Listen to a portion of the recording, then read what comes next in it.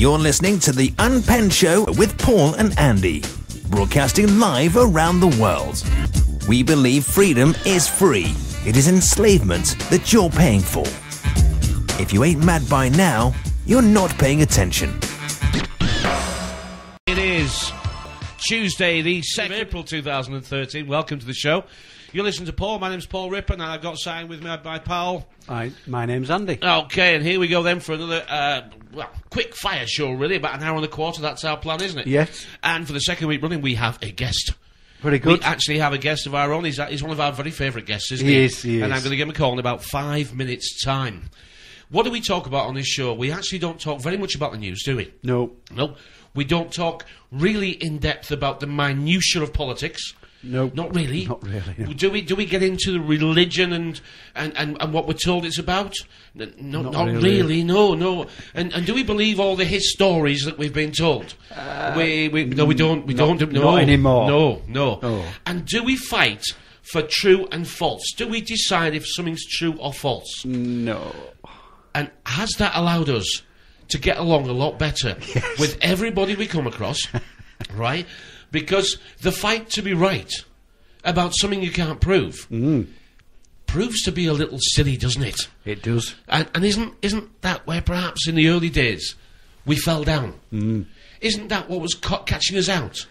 That we were not only trying to approach people, but I suppose from their point of view it felt like we were grabbing them by the neck, right? Yeah. Poking them in the eye, tying their hands behind the back and saying, "You're going to listen to me." Isn't that sort of maybe what it looked like at one point? Yeah, it was a bit misguided, wasn't it? But we felt we had something to share and wondered why. Did you feel like people weren't listening? The crazy guy on the corner, shouting at the world? That's what we were doing, wasn't it? Yeah, felt like you'd got a sandwich board. The end of the world is nigh. How did it work out? It was a disaster, wasn't it? Well, to a point. But it was a point. It was an apprenticeship. It was the apprenticeship. It was an apprenticeship, and that's how we see the internet, isn't it? We see it as an apprenticeship. An apprenticeship is something that you have to graduate from. Yep. Now, fish never leave school, do they? No, they don't. They stay in the school. That's right, and the new school is, of course, the internet. So, for fish to graduate, they're going to have to leave this school at some point. Yep. And start finding their own way. Lose the safety in numbers. First to the surface. First, they've got to get to the surface. Yeah.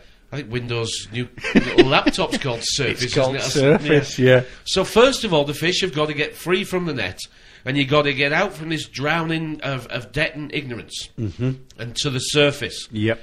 And then you've got to be brave enough to find your own way. Because we talked about fish and chips reality for long enough. And once you hit the surface, you become, you've got to become a salesman. You have. Because that's the first way you're going to figure out how to get something. And you've got to become a good salesman. And we're trying to be good salesmen, aren't we? We are. We feel that we're now floating. We're able to run our tiller. Yes. And all tillers have to have a float in.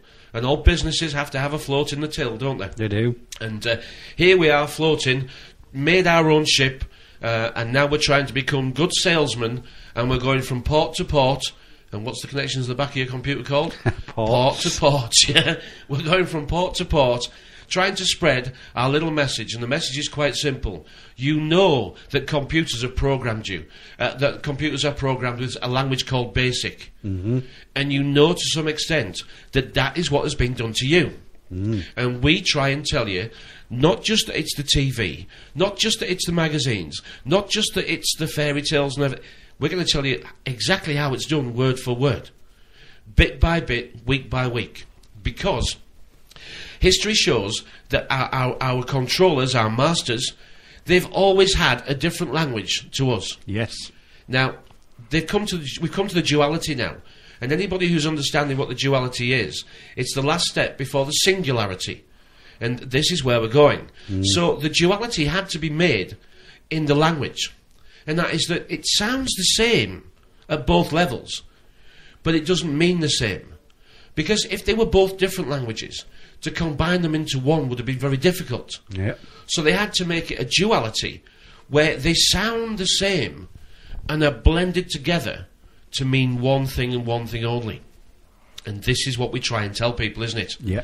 We've been given, as usual, the copy. Yes. The counterfeit. We've been given the Daily Mirror version. The version, a counterfeit star-studded celebrity galaxy. The verses of Sion. That we're meant to be following. Yes. And we've been, we're still sun worshippers, aren't we? Yeah. But they call it Lucifer. And we call it the sun and think of nothing else of it. And we know that the sea and the sun are going to be put together in this final event called the Singularity. And when Mother Shipton said it'll be a one world season, she was right. She was absolutely right. Because that's what they're trying to build, isn't it? Yeah. A one world sea sun. Yeah. We're just pausing for a minute because one of our computers has just logged off for some reason. It did. That was It's weird. just switched itself off completely. We'll let it do its own thing and then we'll restart it later. Yeah, right, without further ado, and no music to accompany this. No, All right. not now. We would have had, but it's just turned itself off. So we'll leave it at that and let's get our guest online. It is my very, very great pleasure to add to our show this evening an author, a musician, an artist, and someone that we would call... Well, we feel we know him a little bit now, don't we? We do. We feel we know him. So it is our time to say good evening to Mr. Thomas Sheridan. Hello, Thomas. What are you doing? I know you're in there somewhere, Thomas. Hi, guys. Hello. Good evening, Thomas. Hello, fella. Nice. Thanks for joining us. What a pleasure it is to speak to you again.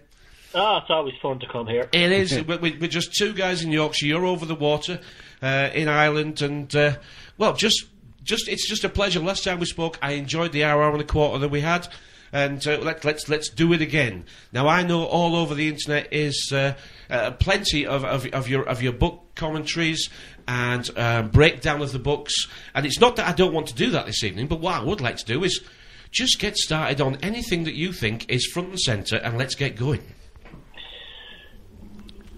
You mean in terms of like what has popped into my mind lately? Yeah, that's whatever you want to start with. Let's just go. I have a good one for you. Here's a good one. Okay.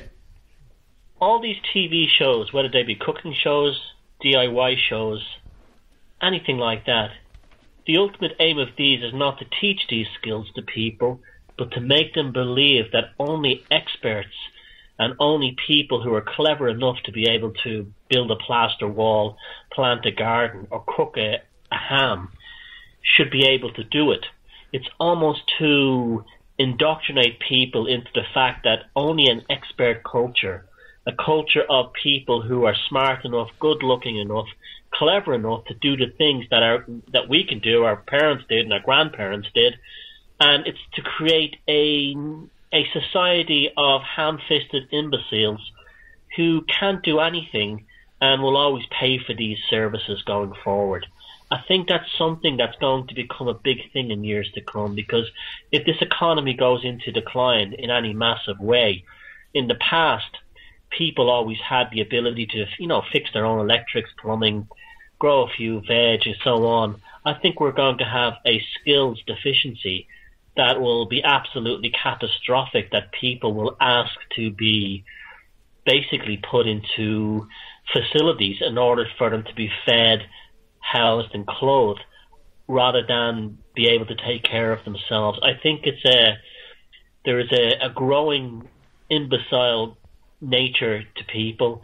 I think it's deliberately planned, and I think it's very interesting and very frightening.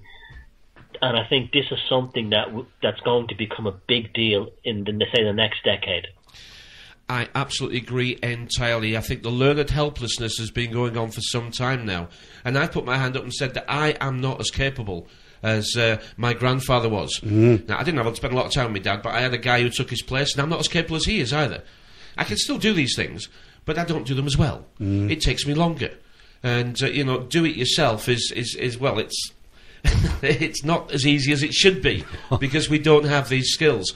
Now, I know that you've spotted the same news story that I spotted, and that is that 8% of young people now cannot... what was the headline? I didn't print it out. It was 8% cannot change a fuse in a 3-pin plug. That's right, yeah, they couldn't wire a plug, and 20% couldn't... I can't remember what that was. 20% couldn't... I can't remember. I'll have to have a look now. I'll have a look anyway. But I've had the pleasure of employing people, for young people as well, for over 25 years. And I get them in my little fish and chip shop here, about 14 years old, and we start them off with a little bit of washing up. And as they get, as they get settled in and realise that I'm not mum, dad, brother, sister, uncle, auntie, and I don't really worry about their feelings, as they get that shock of what I have to do all that washing up on my own. Really? Yes. Once the initial shock wears off. They sometimes turn out pretty well, but they don't all have the necessary mettle to do it.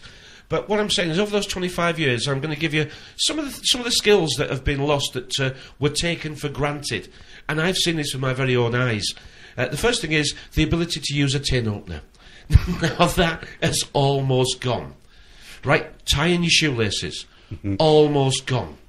Okay, washing up. No one can wash up when I get them. No one at all. That's why they're so shocked at. Well, you haven't got a machine to do it. You actually do it by hand. Well, you have to... anyway, washing up is an absolute mystery to them. It is. I can't even remember... Because my taps don't have red and blue on the top, right? They can't remember... Is this the hot one? This is the hot one, isn't it? And these silly things, I laughed for a little while. But we've got little timesheets for them to fill out as well. Monday, Tuesday, Wednesday, Thursday, Friday, whatever. And they've got to put down the start time and the finish time, number of hours worked, and add it up. We scrapped those about 4 years ago. Couldn't do them. Couldn't do them. They just couldn't do them, so we don't bother with them now at all. Okay, they just get a fix. I know. And what I'm doing is I'm sharing with you the examples of absolutely you're right. And if we follow all this way down, we won't actually be able to cook. The schools don't teach the kids to cook at all now. And I've got kids who work for me who are not quite sure how to use a microwave. Not quite sure. Do I just press this one? And then next time, it is this one, isn't it? This one? And it's like it's a new job every time they come. They come to work for me, and it's like it's a new job for them. It must be Alice in bloody Wonderland, I think. In the United States now, in the fast food restaurants, a lot of them don't even have the name of the product on the cash register. It's a picture of a slice of cheese and a burger underneath it. That's cheeseburger, or a chicken and the leg highlighted. Chicken leg. We've got a McDonald's here, and I haven't been in for a long time, but I do get a running commentary of what's going on. Our McDonald's here is always kitted out like an animal pen type setup. And the kids are all wearing microphones like the old Steps headset microphone. And they've got a headset on their head that's about that could land a jet aircraft, and they're talking to the guy behind them 3 feet away. Well, now that's true actually, because the youngsters who worked, I still see them coming in, and they say we used to be able to have some great fun with them headsets, but now they've got a controller. Now they've got a controller, and they're directing them what to do. The kids are. Do this, go to that table, clear that table, stand and wait for further instructions, go help over here, empty the bin, wait. And that's what the kids are being controlled like in McDonald's. Yeah, you look at photographs, and another one that's lost as well is the ability to sew, repair, or even make clothes from pattern books. Years ago, I saw a photograph of people in Dublin back in the 1930s, and they all looked like Hollywood stars. The fashions were unbelievable. Not that these people had no money, but what they would do is there were so many people who were skilled with sewing machines, same everywhere, that they could see a picture in a magazine and somebody on the street or a relative was able to make the pattern from scratch and make a suit just like the one Cary Grant or Errol Flynn had. Yes, yeah. And that's why people looked fantastic, even when they were poor. In anywhere in England, Ireland, Scotland, America, even if they were working class and poor, they looked like Hollywood movie stars because there were so many people who were skilled using the Singer sewing machines and pattern books. All gone now. That's a hobby thing now for a very small number of people, but that was the norm. Yep, my wife made a lot of our kids' clothes, and she bought the patterns and then bought the material and usually oddments or at the end of a roll, and she enjoyed making clothes, and she learnt that from her mother.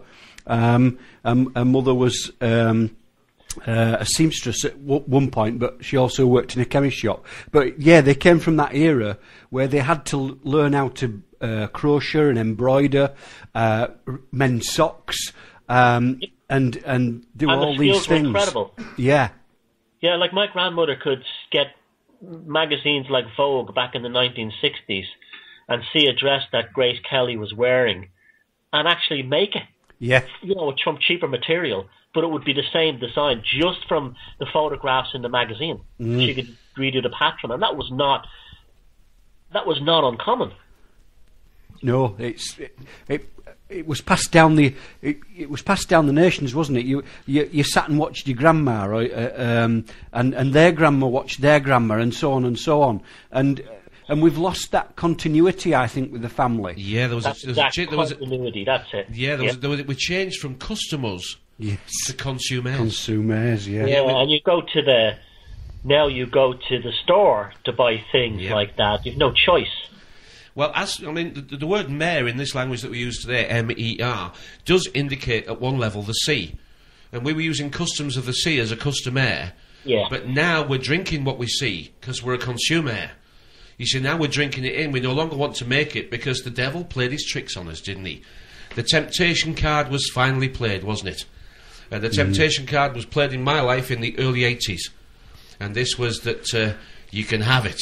You can have it, pay later. You can have it, pay later. And there was that movie. You know, for my books and stuff. I'm a big believer that in synchronicity and that, you know, culture mirrors society and as well as makes it, but like art especially is almost like the deepest insight into who and what we are. And right back in the 80s when the cheap credit cards first came out and all that stuff, and everybody got that, there was a movie by Clive Barker. I'm a big horror movie fan because they tell a lot as well, called Hellraiser.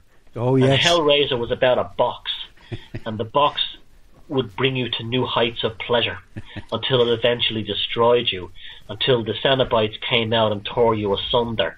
And remember that the box that they held, it wasn't opened by curiosity, it was opened by desire.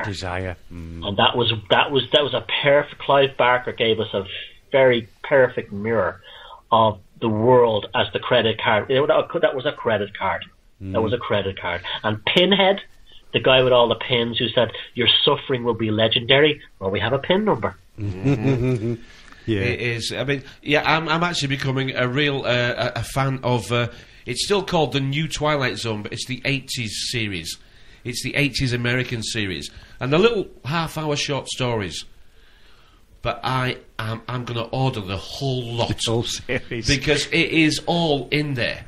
Every 30 years we appear to complete a revolution in media sort of terms about every 30 years, and then we remake it again. We remake the same thing. It's 30 years exactly. Probably 33 years if you want to think about it. But it's an interesting thing too as well. People, you know, the people in the sort of alternative movement, they say, oh, well, they have insider knowledge about this stuff. I don't always agree with that. I honestly think that people in Hollywood, it's easy to make fun of them. But when you look at American TV and drama, behind the glitz and everything, they're very clever writers, people who are very astute at telling stories and sort of like giving us a simulacra of the human soul, in a metaphor through a cop show or something. I don't watch American TV now, but I know it was always very good at that. From the old Twilight Zone to the X-Files and the new Twilight series and many other series. You have to give them a lot of credit for that. Lots of cop shows are very good too. But I think a great way to in years to come, when this society is dust, if there's any surviving DVDs of American drama shows at those periods, they'll learn more about us than anything else from them. I actually think that in not too far in the future, maybe 100, maybe 200, they'll look back and see that the evidence, because there's plenty of it, of what we were, and I can't, and people won't like this, but I don't mind, is not on one level the films, the Twilight Zone, the newspaper, are they not shouting out loud what's really going on, but you haven't figured it out yet?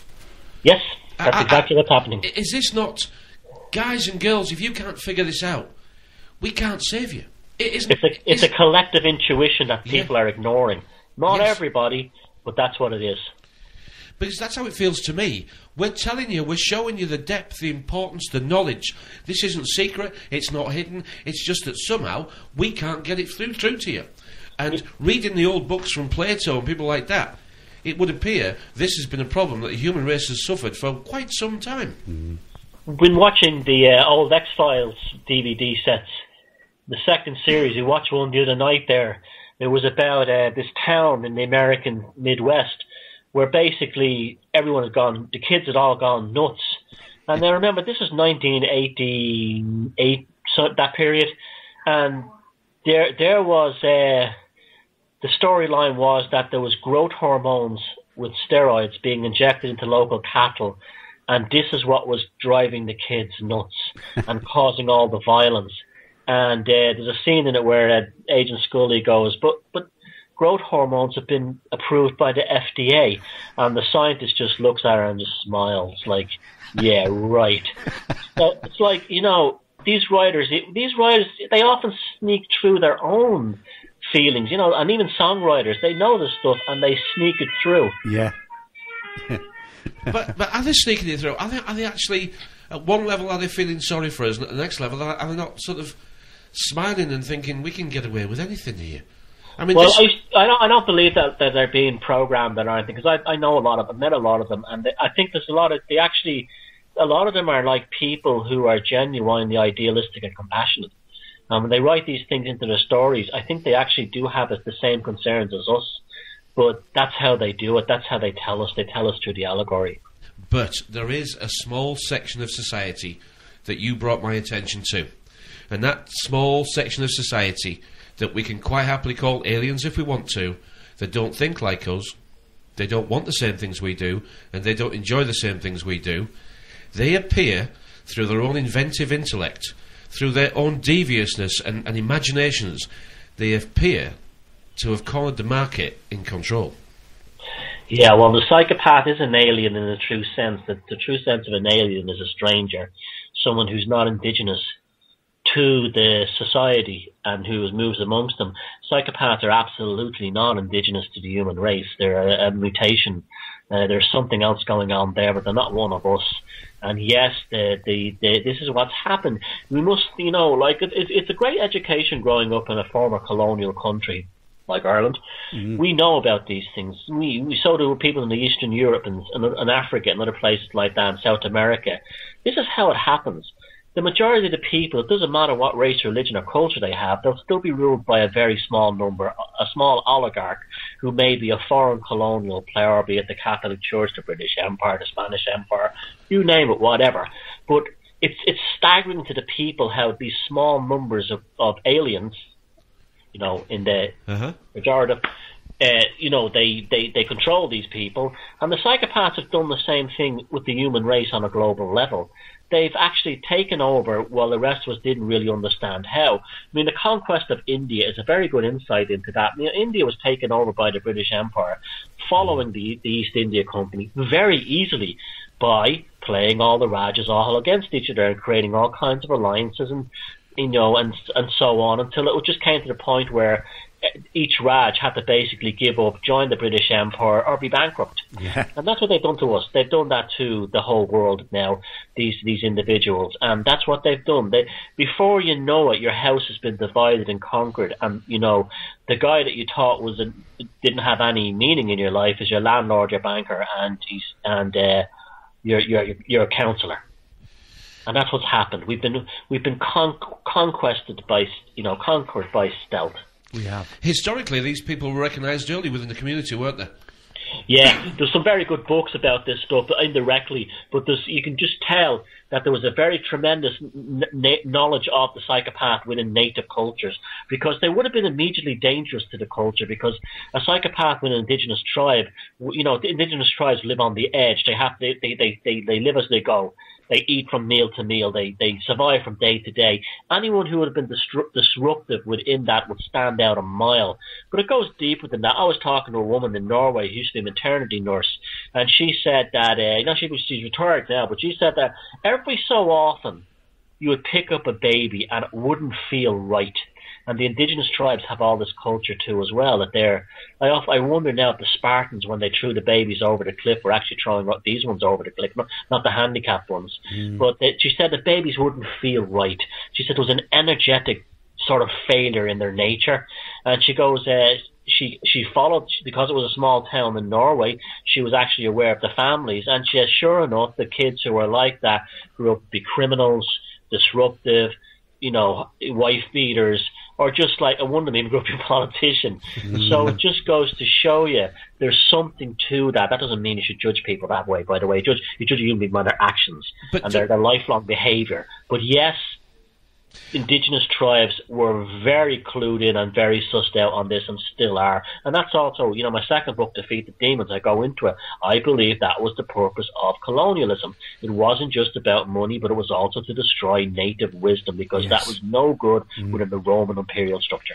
Yeah. Do we think that, is it possible that in this wonderful world that spins around endlessly, do we think that this genetic mutation we call psychopath, is it meant to be here to teach us? Is it the eternal battle of good recognising evil, and evil can only be recognised by seeing people doing different things to you? Is it possible that this is all part of the greater scheme to make us learn? Well, I don't believe, for starters, the genetic thing. When I say mutation, I'm talking about in terms of very broad ideas. I believe they're a different form of consciousness. The underlying software that programs them is very different than the underlying software that programs everyone else. So yes, there is a purpose to them. Nature does not make mistakes. Nature develops mutations, all kinds of mutations, in order to cause the other species to evolve. You will see that very often. You would have two species of toad, one that, I don't know, or anything, a lizard. One develops a poisonous teeth. The others will be wiped out, or they develop means to fly, run faster, and so on.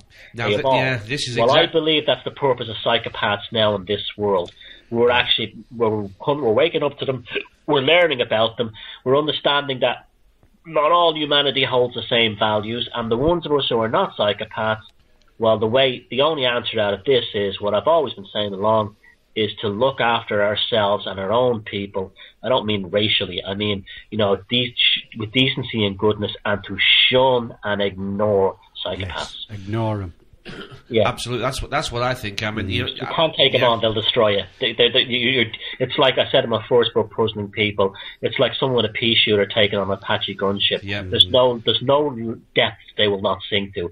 They will do the most appalling things, even in your life. They'll do the most horrific things to you.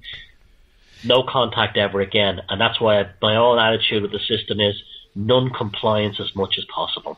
Absolutely. I mean, are these people, in one sense of the meaning, are these people not more enslaved than we are?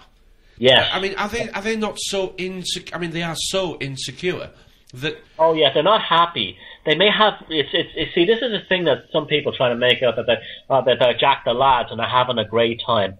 No, they live like an animal, and they live like a lizard in the desert who's scurrying around waiting to see if an eagle is over their head.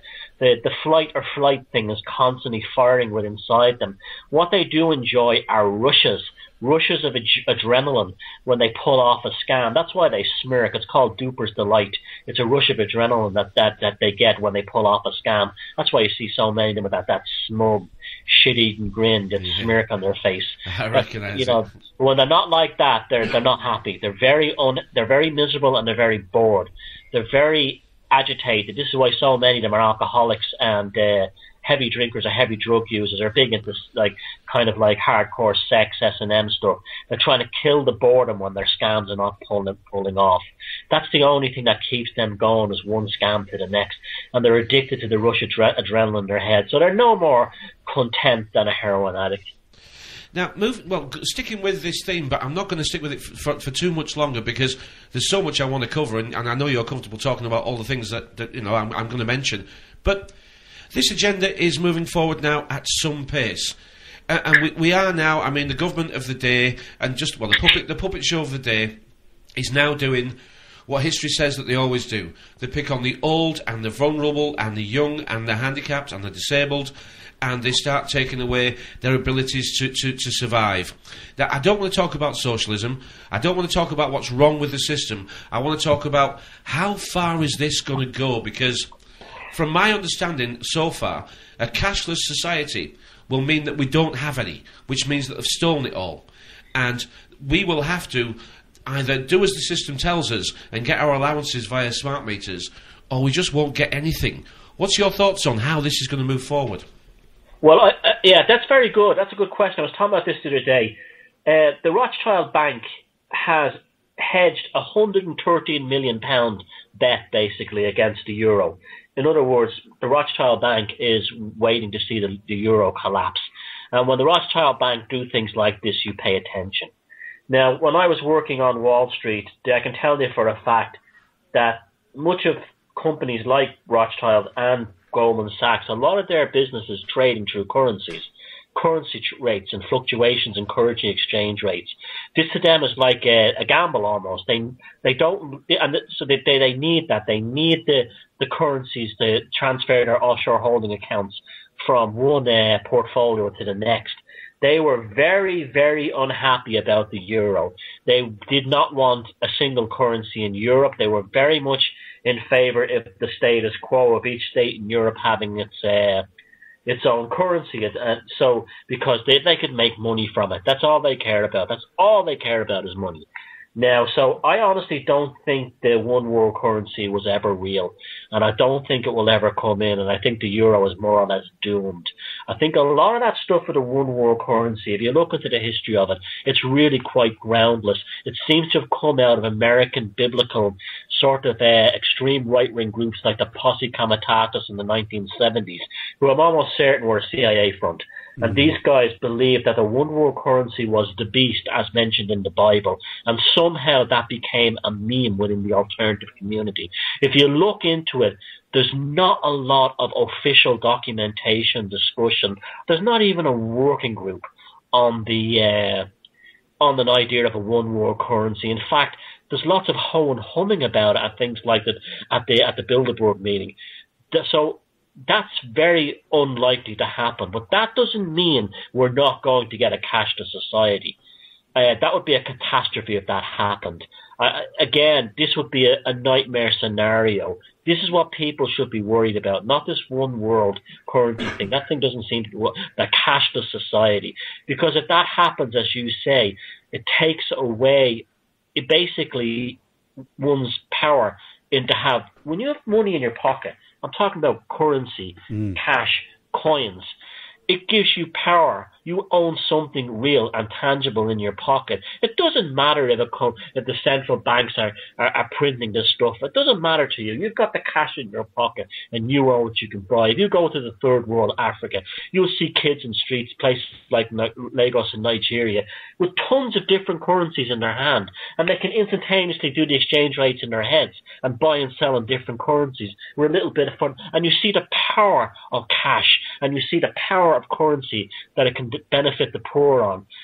And also the power of cash and currency is the best for the small community, because if you have €100 or £100 or dollars in cash, you spend that in the shops down the road. Yeah. Where if you have 100 credits or 100 virtual numbers on a screen of euros, pounds and dollars, you can buy things on eBay and Amazon and shops all over the world, and therefore you've destroyed the local small business. And this is why the cash thing, to me, is an enormous issue we have to tackle now.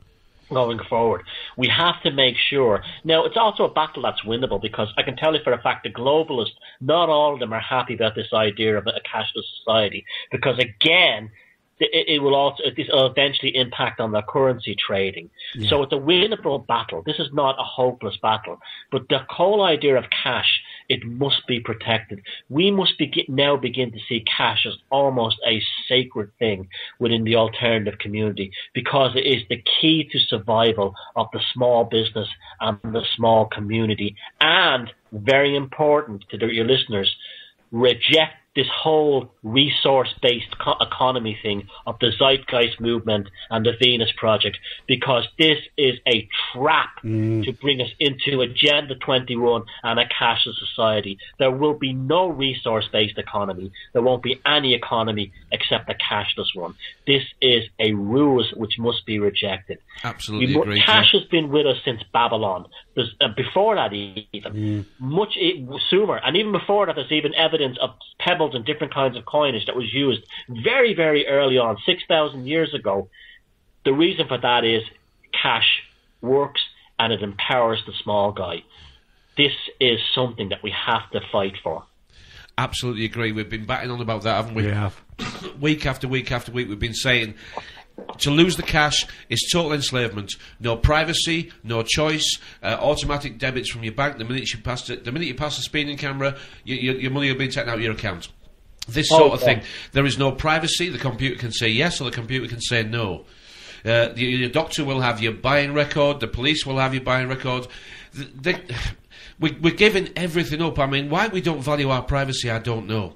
Why people come with this meme of if you've nothing to hide, you've nothing to worry about. Yeah. And yet their controllers hide everything. They do. They veil everything. We can't see any of what they're up to. We can't see anything of what they're doing. What is it with people? What is it? I mean, why can't they even understand that people who've got something to hide are up to no good? They say it to us, but they don't accept it from the controllers. Yeah, well, because there's an awful lot of propaganda, like even on the internet. I mean, there was a fantastic story there about a month ago about a guy who said that he was paid to actually post globalist stuff on the internet in San Francisco, and he said that whether it was good or bad didn't matter. What made him sick after was that he was being paid to influence people's opinions on internet forums and message boards. Well, I can tell you for a fact that that's absolutely real, because there's an Irish message board, a very big one that I've been examining now for a few years, and it's overwhelmingly populated by civil servants. And these civil servants are nothing more than Orwellian inner party members, pit bulls of the establishment, who sit there ridiculing and mocking anyone who questions government policy in any way. And they won't do it in an intelligent debate-wise. They'll actually intimidate and slag people off. Like, there was one guy brought up a thing that was very good about fluoride, and he said, look, even if fluoride works, this is all he said on the message board. He said, even if fluoride works for your teeth, it shouldn't be ingested. Something I've been saying, for most people have been saying for years. Yeah. Toothpaste is enough. And this guy, this smarmy git, writes underneath, lizards this way. Like, any kind of talk like that is automatically reptilians and lizards and David Icke and all that stuff. And therefore it has to be ridiculed and no discussion can take place. Now, this to me is very worrying, because I was looking at this, and the guy that was starting the conversation was obviously an intelligent, well-meaning guy who was trying to have an adult discussion, and he's immediately sliced down by this piece of crap. Yeah. And then I followed this guy to put him down, and he eventually leaked out that he worked for the Department of Health in Dublin, and I knew for this, but before that I figured it out, because him and the other sort of like professional sort of debunkers, they wouldn't be online on government holidays. No. Because they were moles and scumbags paid to destroy the population from having chats. Yeah. Well, let's get on to the internet then, because we actually only spend about a couple of hours a week now on it, don't we? We do. And I do about an hour before the show, just looking through anything that I should know before I do the show. So I post a few news stories and just, basically for my own record, really. But the internet, it clearly tells you what it is. And we describe this reality, don't we, as fish and ships. And most people don't get what we say. We don't try and we just say, look, it's fish and ships. That's the reality that we live in. But there's three other realities that are connected to it. One is the lambs and the sheep and the goats and the rams. The other one's the cowards and the bullies, or the cows and the bulls. And the last one that we're moving over to now is the spider and the web, the kill grid. And the internet, I have come to the conclusion, all on my own, and I don't deem to be right, but it's right for me. I think that this is the last box that we're going to be put in. This is an intrigue of deceit and lies. Most of it, to some extent, cannot be true. But arguing about truth and falsity is what most people are doing, and we don't do that. We don't do that at all, do we? No. But we do see it as the replacement of reality. And the free man on the land, the lawful and legal guys, they'll understand the term persona or person. And the word personality was the link for that one. The persona was your stage character, the personality was linked to celebrities, and then person came along and we thought it was us. Very cleverly done. But the persona is only your character and is all in essence not a sentient living being. It's a dead entity. But we use it to trade with the system. Everybody knows that if you've read a little bit. But the animation of the persona is what the internet's allowing to happen. So your virtual reality is now almost becoming, the line is so blurred that you think it's actually you online. But this is a corpse mute machine, and corpse and mute is dead and can't talk for itself. Mix it up and you get computers. And it is now the blurring of reality to the point that we think it's us online, and we'll do our shopping, we'll chat to our pals, we'll do our banking, we'll use it for entertainment, we'll pick up the post every day, and whatever else you want to do with it, whether it be business. It's now supplanting reality with a digital singularity that is just me and the box. Well, it's a brain. It's another aspect. Well, there's two ways of looking at it. We can, let's not be completely negative about this. I do agree with what you're saying there, but also at the same time too, the internet allows people like us who have a different outlook to form a sort of a separate partition of our brain in cyberspace, where we can have this discourse, this dialogue, and we can discuss the conventions and the sort of like the rules within our own rules of engagement within our own kind of view of the world. And it's very healthy and very empowering for a lot of people to know I'm not alone in thinking this stuff.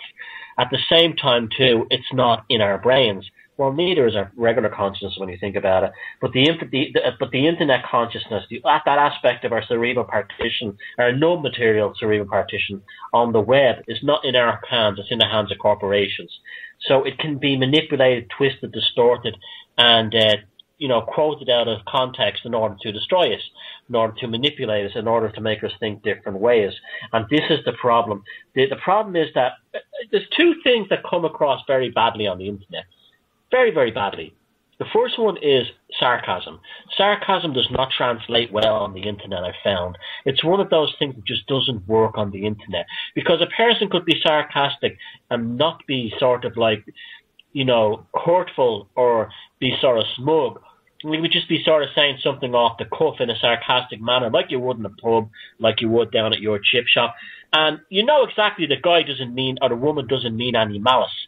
Because there's a sort of a connection there between humans, and oh yeah, and then you get it. That translates very, very badly on the internet and causes an awful lot of pain, I think, for people. Is that they take a sarcasm that may not have been meant with malice in a very bad way. They may think it would take it very personally, or if it was meant in malice, completely miss it. That's a very important aspect of human interaction. And the second one is love. Love doesn't work on the internet. Love, and I'm not talking about romantic love here or cyber sex or anything like that. I'm talking about that sort of noetic bonding that people have. You need eye contact for that. Yeah. You need, and Skype isn't enough. You need the sound of those voices. You need the audio from the sonic waves from their voice impacting upon your skin, tingling your nervous system. That's real love. That does not translate on the internet. So two very, very important and vital aspects of human interaction, sarcasm and love, don't translate well on the internet. In fact, they don't translate at all. This creates a sort of a communication vacuum between people. And that communication vacuum that now exists on the internet in terms of real love and in terms of the ability for human beings to be sarcastic in a healthy sense is lost. And what will happen then is, and this is quite frightening to me, is that will then translate from the virtual world into this reality. Yeah. We lose the feeling, don't we? The feeling, yeah. Yeah, it's that that gut feeling, that something inside you that says, and when you speak to somebody for the first time, you get, when it's on a one-to-one and you're looking into their eyes and you're seeing the body language, you get that feeling inside that says whether you like that person or you don't like that person, or you think, oh, I don't know quite how that went this time, but and I'll look forward to seeing him again to see what my reaction is again next time, to see whether the feelings you got that time were genuine, and that's what it feels to me the internet takes away. Well, it's because we're not using all our five senses on here. No. 6 senses, 7 senses. You know, I mean, we know the 5 senses, but how many are we using on the internet? Well, just one. Just one. And even that's counterfeit because it's spelled SCENE. So that's a counterfeit, because really it should be SEE, but you can't SEE on here. It's SCENE. Mm. Yep. It's very interesting. This is the great worry again. This idea of the migration of the internet persona onto reality, and it's happening with kids already. I saw a shocking video recently. You know, they gave Ireland's 2 prestigious universities, UCD Dublin and Trinity, gave the Bram Stoker, who wrote Dracula, and James Joyce, probably the greatest novelist of all time, who wrote Ulysses. They both gave their award to an American blogger who makes YouTube videos about makeup and hair. That's what they gave it to. Mm. It's incredible. And more terrifyingly was all these like PhDs, master's degrees, and bachelor's degrees of the future in the university, screaming like teenage girls at the sight of this person appearing, who was just a YouTube blogger who says you can barely articulate and tell stories about how she put her makeup on. That's who got these 2 famous literary or media prizes. And that to me is terrifying, because that shows that the migration has begun from the virtual world into the real one. Mm. Well, we're led to believe, aren't we, that the politics of the future, or the presidential debates, or the prime ministerial debates, it's already been thrown into the virtual reality that perhaps we'll use holograms, or we should call them cartoons, I guess. But perhaps we'll use holograms, and perhaps we'll use holograms to put on concerts around the world, and they'll be more accessible to more people. I mean, I don't know if you watched Black Mirror. Have you watched Black Mirror at all? I've just seen clips of it. I haven't really got into it. Interested in it, but again, it's just Channel 4's version, or Charlie Brooker's version of what reality could be like in the future. But the cartoon holographic type appearance, it's how virtual reality do you want it? I mean, I see loads of kids coming in the shop, and I think the difference that I can see is that this internet is sucking the life out of these people. There's no light in their eyes. There's no enthusiasm about life. They don't look forward to getting married and buying houses and having nice holidays. They don't even think they can afford a car. I mean, we are taking away everything that we looked forward to in life and replacing it with just this box.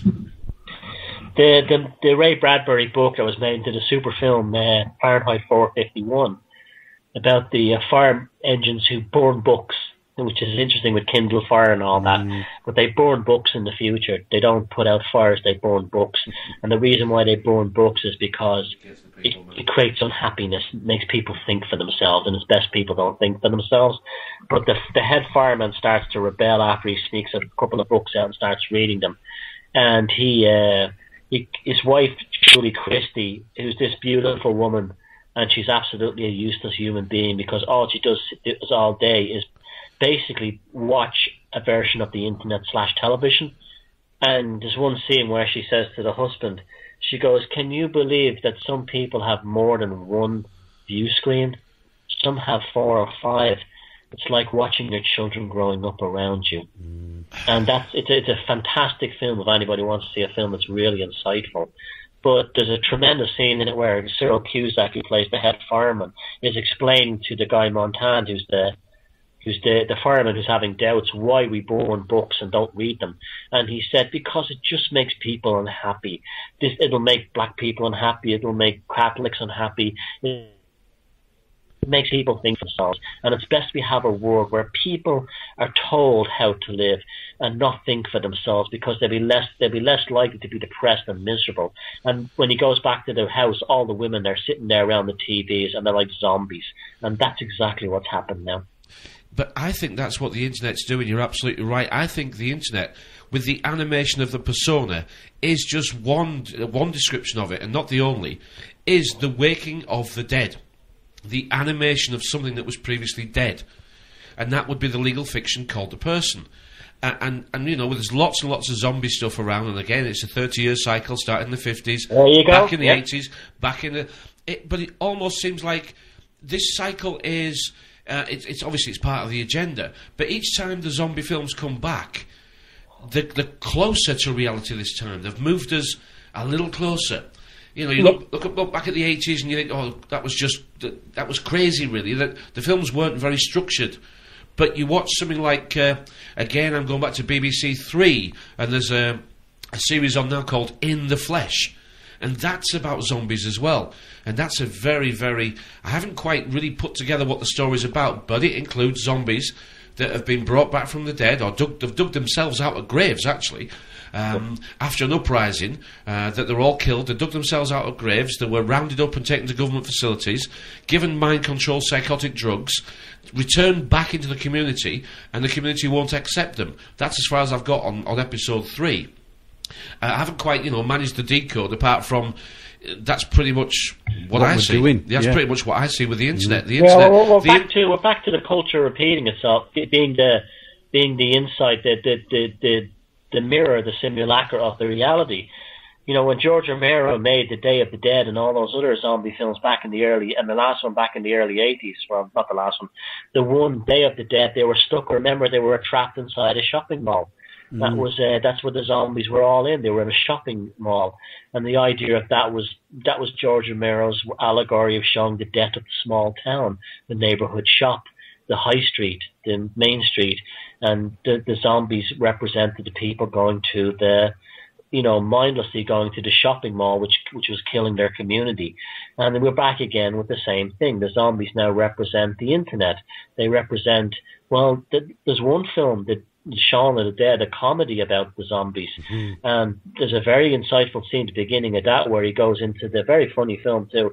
At the beginning, he goes into to buy an ice cream, and the newspaper says on the counter in the corner shop, GMO, genetically modified crops are being blamed. So that's another way he snuck it out. But yes, that's the zombie represents that. We've had the zombie and the vampire in recent years. Twilight and True Blood. The vampire is the psychopath.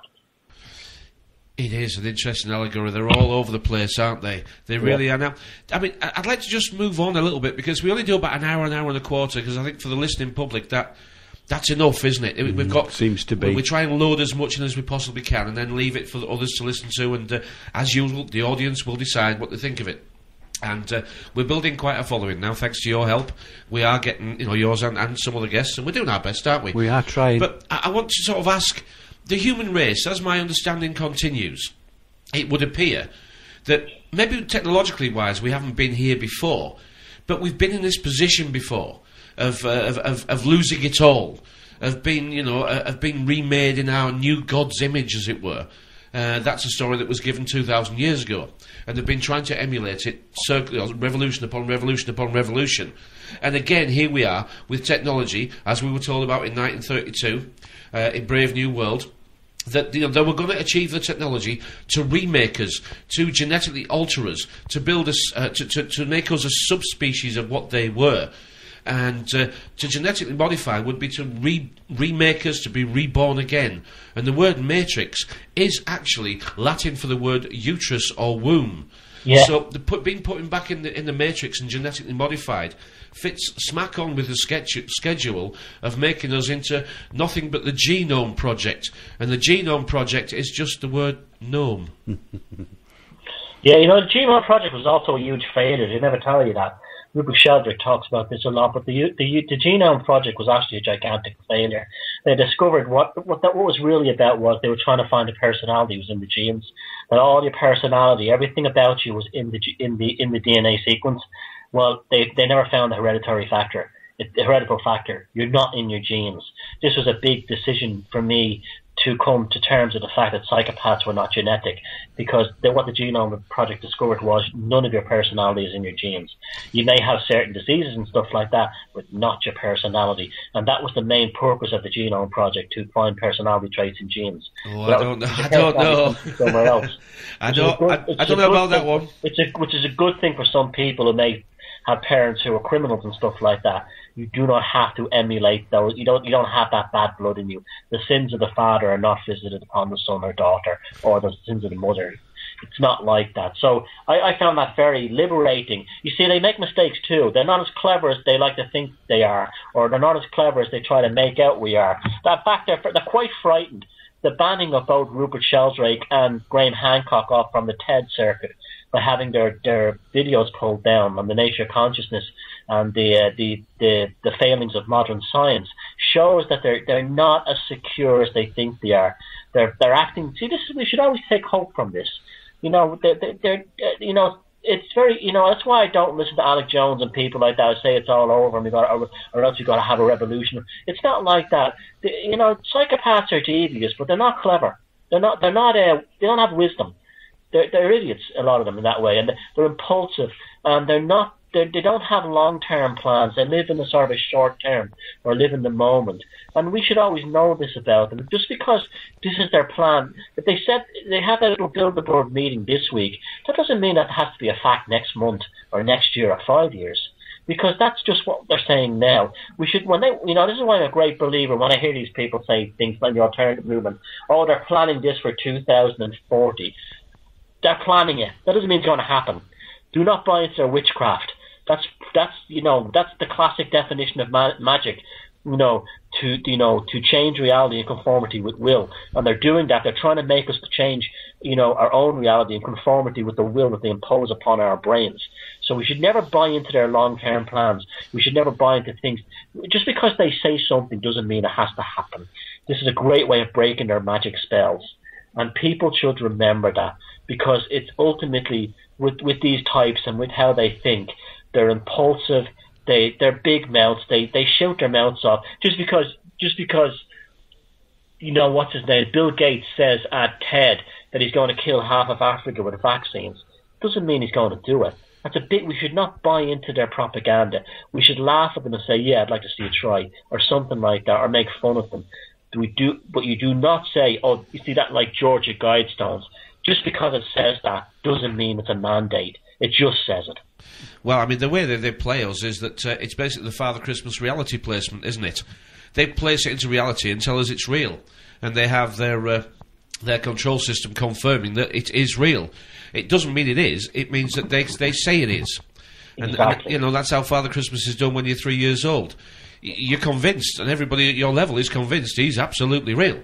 Now, the people above you know it isn't, but they confirm he is, so that the illusion continues.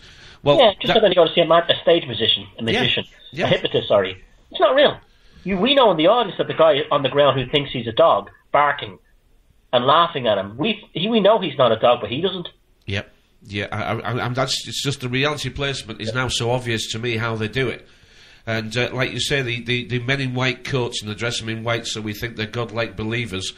It's just the men in white coats are coming to take us away, and it's working really well.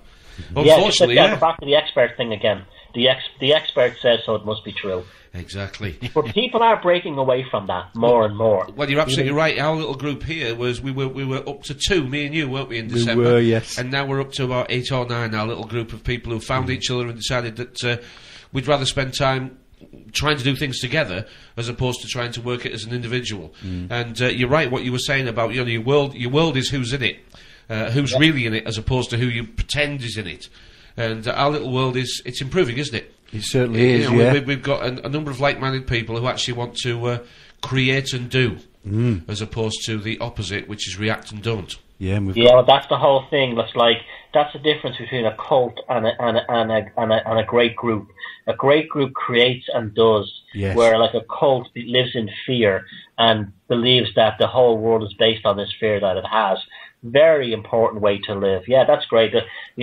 I'm a firm believer. I'm a firm believer in this idea that, reality is, we as human beings, as we experience it right now, we are like the front of a comet blasting through space. We're at the very tip, and there's nothing beyond that. And it's all to play for. And by altering by altering our own reality in our own lives, we can, at this forefront of this sort of like quantum, whirlwind that's spiraling in front of us, we can actually change it to a better thing. And that begins with individual intention and an ability to say, no, I deserve better than this. We deserve better than this. Let's see how we can do it. And the most amazing thing is, it doesn't happen abracadabra, but you will find that if you take one honest step towards fulfilling a dream in the universe, and once it's honest now, the universe will take 5 towards you. And that is right, isn't it? We've spoke about these things. Once we calm down, and once we realise that what really can we achieve, as opposed to speaking about saving the world. Yes. Once we calm down and face the reality properly, and didn't get ourselves upset and depressed about it, and didn't argue with others with a different flavour, once we stopped all that, our group went from 2 to 8 to 9. Yeah, and, absolutely. And I'm getting the hang of getting people to laugh at what I'm saying and go away and think about it. Well, I'm a big believer in that comedy and satire. I used to do this years ago, taking down the Loyalists and the Republicans in Northern Ireland, and that's a very important thing. If we can say, if you can make fun of them rather than living in fear of them. If you're making fun of them, you're dancing around them. If you're living in fear of them, you're stuck in quicksand waiting to be started. Yeah, absolutely. I mean, you're the seed in the soil. You don't actually even look above the surface. You don't even peek above the. You'd rather stay in the dark. You'd rather stay in the dark because it's ridiculous. I mean, we've got to. Well, in fact, the reverse analogy of that is we've got kids who are frightened of the dark and adults that are frightened of the bloody light. Yeah, there's 3 stages to this sort of process. The first is sort of like the gateway drug. That's like your David Icke, your Alex Jones, the ones who like shock you from the old world into the new. Yep. And then you realise, well, we've been living in a bit of a joke here. I'm not saying these guys are bad. I'm saying that's their purpose. Yeah. So you're blasted. You suddenly are blasted. The second stage is fear and saying, oh my God, I better stock up food. I better learn bushcraft. I better do this. You become a bit paranoid. You become very nervous. You start wondering. You start becoming kind of like a snob as well. You start thinking that everyone's an idiot sheep except you. People go through that as well. That's part of the process. It doesn't make you a bad person. And then the third stage is, I've had an absolute enough of this.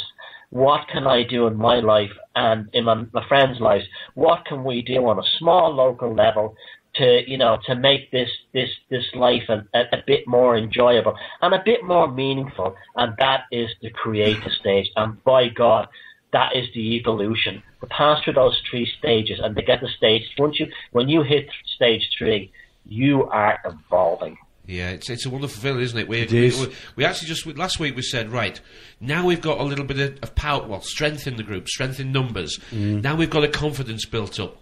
Let's try and the first solution we've got to do is to share what we've got, and that is to add to the collective, take away something important. That's called sharing, and hopefully it'll multiply our knowledge collectively.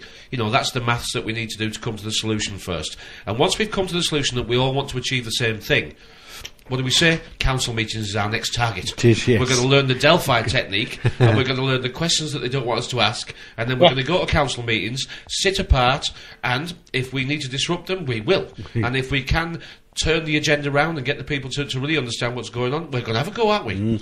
Because that's the confidence that we've, just those few people wanting to do the same thing. Now the confidence is up. And yeah, we might get ourselves into all sorts of trouble, but I don't think they're going to kill me for it. But it'll also be fun too. Yeah, of course. I mean, just imagine if we can, embarrass the panel and get them to back down. I mean, that'll be a night for celebration like no other.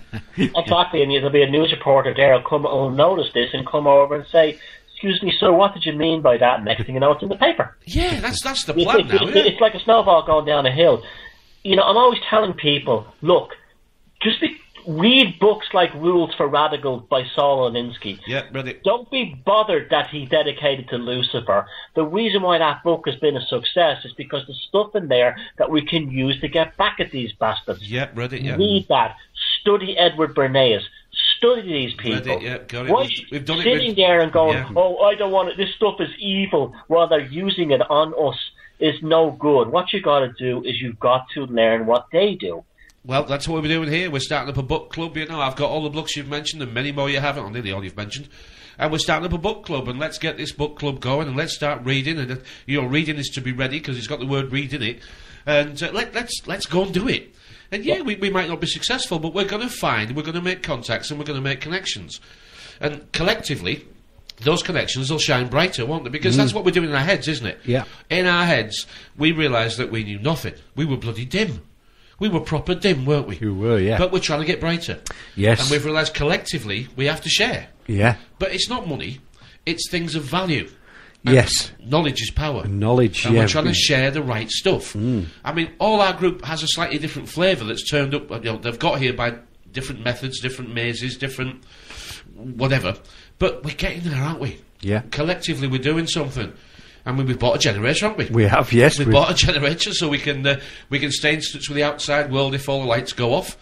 We're just getting ready. We're enjoying it. It is the most exciting time, and insist on using cash. Get off fluoride toothpaste.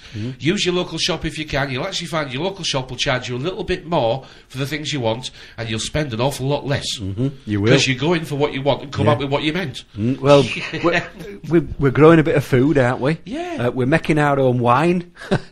We're having a bit of fun. But we're learning along the way as well, aren't we? What works and what doesn't We're work. trying to replace some of the skills that we spoke about Yes, earlier on. that we've lost. We know, don't we? We know that we've been persuaded to become learned helplessness. I mean, we've now got nighttime wear for onesies.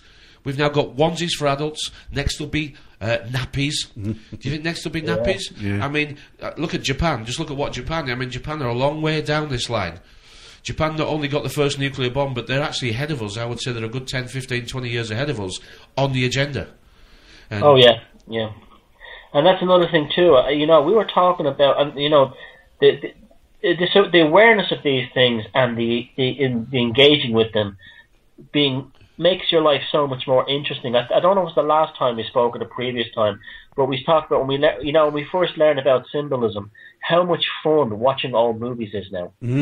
Yes. You know, there's a whole new added dimension to it that did not exist before. Yeah. It's made movies interesting on a whole new level. Well, it all makes sense, doesn't it? Your whole life should be like that. Yeah, the music makes sense, the media makes sense, the movies make sense, even the news, which you now know the majority of it is bloody fiction, it makes sense why they're doing it. I mean, I didn't want to learn this control system inside out, but I find it is inventive genius. But it's not clever, because if it was clever, I wouldn't be able to figure it out, and I have. We're two guys in Yorkshire who get our hands dirty for a living, who didn't really enjoy school, and had never read a book for years until about 3 or 4 years ago. God, I wish I'd figured this out earlier. But maybe you can't figure it out until you get to a certain age. Although we do have one group member who's 26. Yes. So it can be done at 26. It can be done earlier, yeah. Yeah, but also we were at a disadvantage. Our generation growing up, there wasn't a lot of alternative stuff. Yeah, you're right. You know, even the libraries were pretty poor. There wasn't the book. Alternative books weren't in there. You know, you had to go to like hippie radical shops to get anything that was anywhere near like what we're openly have access to now. Wow. Well, we've come full circle. What are you up to? Because I know you've just come back from somewhere in Scandinavia. Was it Sweden? Norway. Yeah. Went fantastic over there. They've just woken up. So I've hit them just as their vision is expanding. Very agreeable audience, very interested, and I just can't get over. I got an hour on primetime TV and everything there, so you know it's changing rapidly there, which is great because they were shut down for so long, and now they're suddenly flourishing. It's exciting, isn't it? It is exciting. If we go on our same course now, there's no stopping us. In fact, is there anything else I'd rather be doing? Well, I wouldn't mind being on an island with my feet up and a few good books. But until I've achieved the ability to be able to do that, this is the most fun, isn't it? Yeah, it is. Yeah, this is reward enough alone. It is. Oh God, yeah, it is. Yeah. It I mean, is. I say the most fun, but I do mean it in a dark sense as well. Yeah. I'd rather not be doing it, but the enthusiasm I have for it, I don't think I've actually had for anything else. Exactly. Well, Almost your ever. life is interesting, isn't it? And that's Yeah. all. That's what we're here for. Yeah, do you know what I like? It evokes questions. We've got a lady with us tonight called Joanne, and she said, "Will you ask Thomas?" She said, "I've got a question for him." She says, "Do you think the psychopaths are born, or are they for want of a better expression, I'll put in there, bred? Well, we've done that. Are they born or bred?" We've sort of done that. Well, But it was your psychopath is born. yes. That's how they come out of the womb. They're actually, born that way. as There's a the thing midwife called a said. There's a thing I call a proto-psychopath, which is a person who may have been damaged. Maybe they grew up in a war zone or a sectarian situation Yep. or a very abusive home. You can cure those people. You can fix them. But that's They've why they just been interbreed, isn't damaged. it? But a pure psychopath, no, that's been born. They come out of the womb like that, And that's why the bloodlines maintain that breeding and you can't. program. Yeah, and you can't cure them. No, I don't think you can. I'm sure you can't cure them, Not actually. yet, anyway. Not yet. Well, there is one cure, but we wouldn't be allowed to do we that. we don't play by their rules. No, 'cause we we'll don't. lose. That's true. They've got all the guns and the money, so we've got to get a bit smarter than that. We have, yes. So, ThomasSheridanArts.com. What have you got coming up for us this year then? What are you busy with? I mean, when I asked you to come and spend some time with us, you said book in quick because I'm busy. Well, that woman that just called, if she wants more information, that stuff, she should get my book, Puzzling People, because that will guide her through those answers. Joe's ready. She's Yeah. ready, yeah. So that's a good one to go. With. She's ready for book 2. I'm not far from your neck of the woods. Actually, in May, May 13th, I'm in Blackpool. Then I'm in Hebden Bridge in Yorkshire, and then I'm in Burnley. That's nearer to us.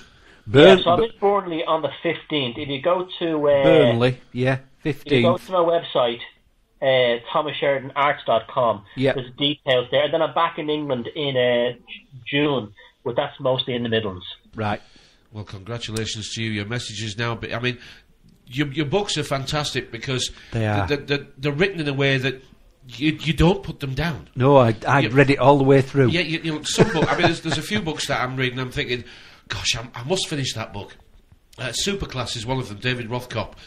It's a great book, but it's a bit blooming steady.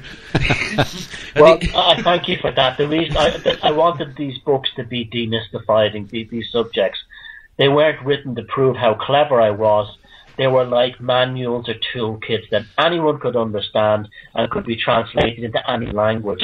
They were not designed to be cryptic or snotty or smug or to show how clever I am. It was, look, this is what's going on. I've looked at all this complicated stuff, and I'm putting it in a format as if I was talking to you in a pub. Well, it worked absolutely brilliant. It attracted us to you straight away. This is the third time we've spoken, and really, your book taught me that where the knowledge really is, or where my enjoyment of the understanding is understanding who we are, what we are, and then the big question, why we are. And, your book it really opened the door about a year ago for me. And I've enjoyed discovering who, why, what about me, and then seeing other people replicate the behaviour at different levels, in different ways, but it's all connected. You know, whatever happens down this level where we're losing skills, and the skills that we should have we're losing, I think those above us have lost more. They are less capable of tying the shoelaces. They can't choose their partners very easily. They can't go shopping at any time, day or night. They can't jump on a cheap flight to Corfu if they feel like it. They can't say and speak to who they want to. If you wanted the definition of a puppet, the minister is the puppet, and we'll call them the Muppets. Because they are completely enslaved in a way that we are not yet so. I said before this, that they feel they are so insecure, which is why they surround themselves in security. Yep. The minister administers the poison. They do. It does, and unfortunately poison always has to taste pleasant to some extent, and only gets you at the end, doesn't it? Yeah. Well, it's like drugs, and it's like the drug dealer gives the cocaine away for free the first few times. Well, I always But say... you know that the day will come when you will be begging them for the rest. I know. Isn't the government the pimp in some ways? Isn't Big time, isn't the government raping us every day? getting us hooked on the drugs and that we can't live without them. Isn't that what it is? They're the big daddy and society's the mummy and we're the children. Yep. Yep. Yep. That's you can't even doubt that one. I think anyone who doesn't believe that is like seriously deluded. Yes, and there are a lot of people. Lot of them about. Thomas, thank you for your time. It has been yet another fantastic hour and a quarter we've spent with you. I could talk for hours, but I think the listening public will enjoy the hour and a quarter that we've had. It'll be up on YouTube in no time at all. I wish you well in everything you're doing, and the next book you have, I've read the 3, I'll be on the 4th when you've written it. Thank you. I'll give you the links for the dates in up around your way, so you can put them in the YouTube video in case anybody wants to come along. The tickets are really cheap too, so it's like it'll be great to meet everybody. Yeah. Well, I think the Hebden Bridge one is a possibility for us, isn't it? Either that or the Burnley. Yeah. Either of those are easy to get to. All my talks are different. I never do 2 talks the same. So it's worth coming to as many as you want. You'll never get a repeat performance. It doesn't matter just to shake your hand and even get you to sign the book for us. Sign the book for us. Thomas, enjoy everything you're doing. Thank you for the help. We do what we can, and if we all do enough, it'll be enough. It will, yeah. Yeah, so thanks again, and good night to you. Good night to you guys. Cheers, good night. Thank you, bye-bye. Again, it was great, wasn't it? It is great. He's just a lovely human being, isn't he? In it for the right reasons. Yeah, in it exactly. for the right reasons. He's making things. He's making things and creating things and doing things. Yeah. And I wish I could write. And you know what? Maybe one day I will have a go, because I feel I could, but I don't know how I'm going to actually write it down. No. It's in my head. It's in my head, full of not solid connections yet. No, it's still a journey, isn't it? And isn't it always a journey? It's all, and it just isn't it my path, the math? Isn't that why the Americans call it math and not maths? This is my path, and I'll light the lights and dance the tunes along the way. But that's yours as well. Yeah. And it doesn't have to be the same path, as long as we want to get to the same point, the same conclusion. We want a happy ending. Hollywood tells us we can have a happy ending. Well, Hollywood tells fibs. It does tell fibs. It does. Because it always says somebody's going to come and save us. Now, I don't know if that's true. And if somebody does come to give us a hand later on in the game, that'd be very nice. That'll be lovely. Yes. But in the meantime, I'm happy saving myself. Meanwhile, back on planet Earth, okay, we'll do what we can till he gets here. Yeah. All right? I think he saves those that have tried to save themselves. And even though it's hard, ask yourself, do you really need to spend that money that you're going to spend that money on that item?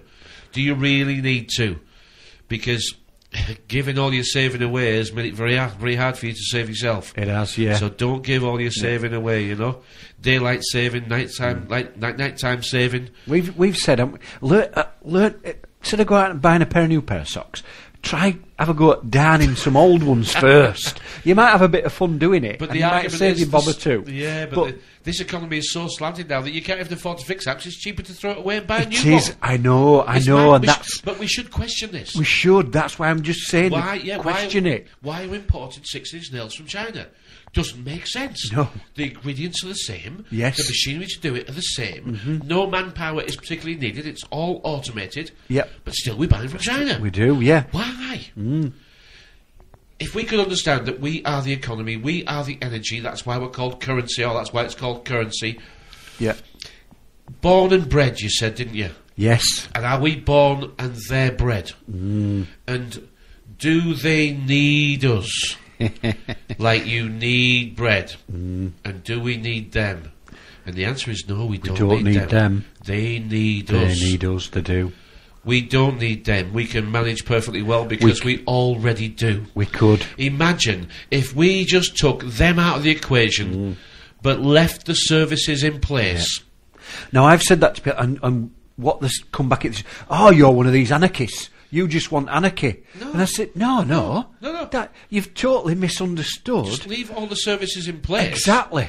But get rid of everything else. Get rid of the people that think they know how to run them. Well, the people who don't do anything. They don't do anything. I mean, this is a war of makers versus takers. Yeah, they give themselves a fancy title and go to meetings a lot, these kind of people.